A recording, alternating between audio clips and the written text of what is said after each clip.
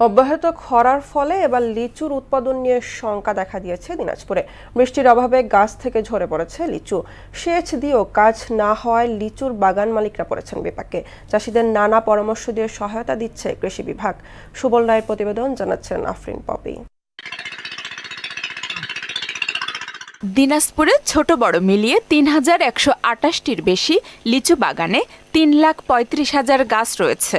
এসব গাছে লিচু ধরেছে প্রচুর, কিন্তু বেশ কিছুদিন ধরেই বৃষ্টি না থাকায় খরায় গাছে লিচু আসলেও এখন তা ঝরে পড়ছে।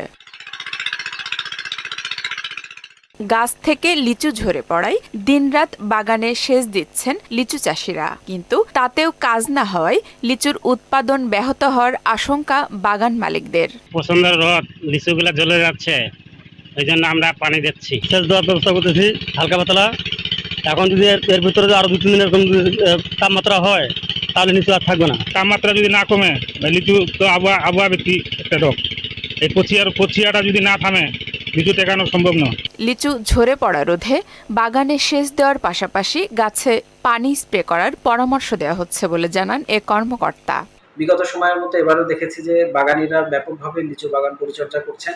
সেচ ব্যবস্থাপনা, সার ব্যবস্থাপনা এবং উপজেলা কৃষি অফিস থেকে বিভিন্ন পরামর্শ গ্রহণ করছেন। জেলায় ৫,৭৮৭ হেক্টর জমিতে লিচুর আবাদ করা হয়েছে, যা গতবারের তুলনায় ২৮০ হেক্টর বেশি।